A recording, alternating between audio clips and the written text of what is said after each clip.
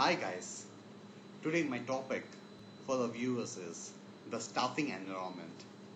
To understand the problems that occur during staffing of any projects, we'll investigate the characteristics of the project management,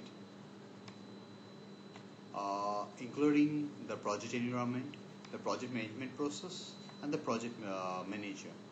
The environment is so vital because it is one which really influences the project team.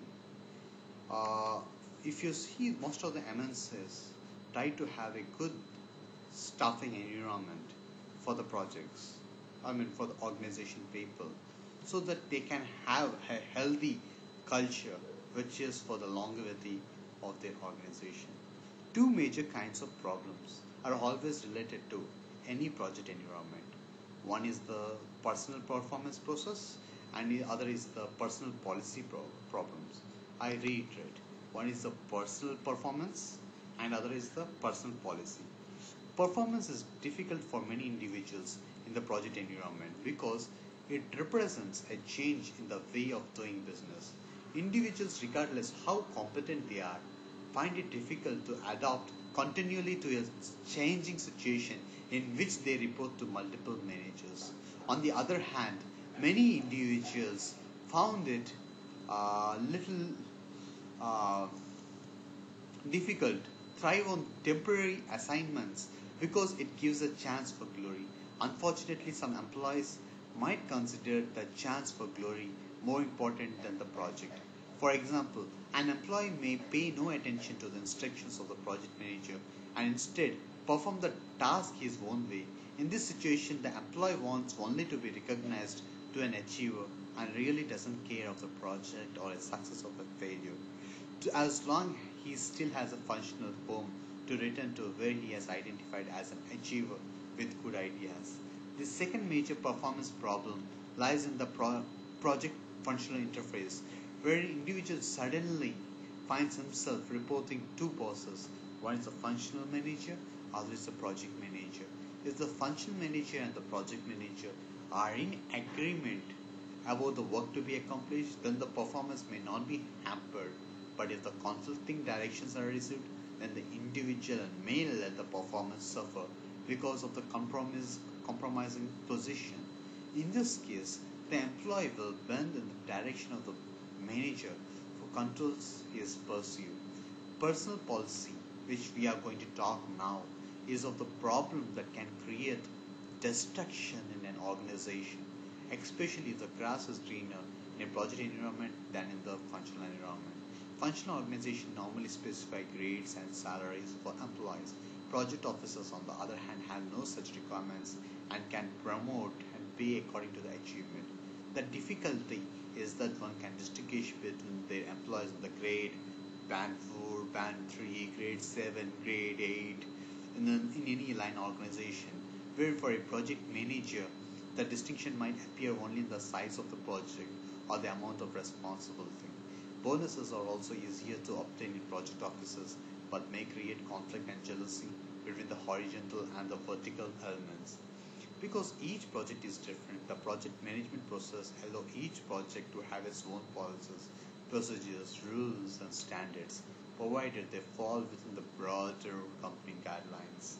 Each project must be recognized as a project by top management so that the project manager has the delegated authority necessary to enforce the policies, procedures, rules, and standards. Project manager is succeeded only if the project manager and team are totally dedicated to the successful completion of the project. This requires each team member of the project team and office to have a good understanding of the fundamental project requirements, which includes customer liaison, project decisions, project planning, project control, project evaluation, project reporting, and the right sense of project closing.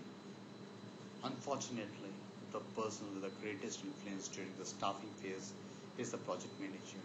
The personal attributes and abilities of the project managers will either attract or deter highly desirable individuals. Basic characteristics of the project manager, as per me, it should be his honesty, his versatility, his energy and toughness, his decision-making ability to evaluate risk and uncertainty, understanding of personal problems, understanding of project technology, business management competence, alertness, his agility. They must exhibit their honesty, integrity, to encourage an atmosphere of trust.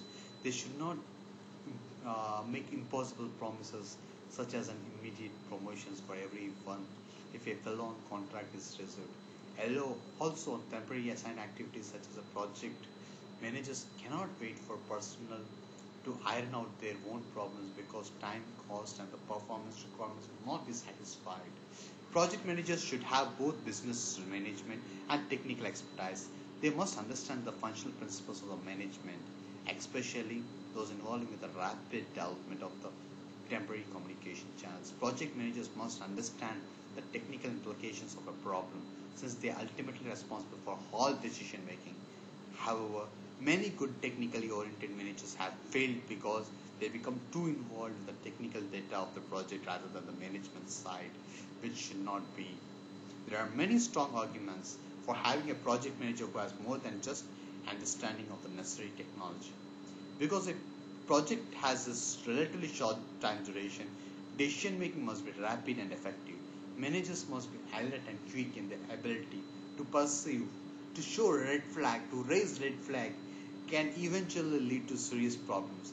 They must demonstrate their versatility and toughness in order to keep subordinates dedicated to good accomplishment. Executives must realize that the project manager's objective during staffing is to acquire the best available assets and try to improve them. Provide a good working environment for all personnel.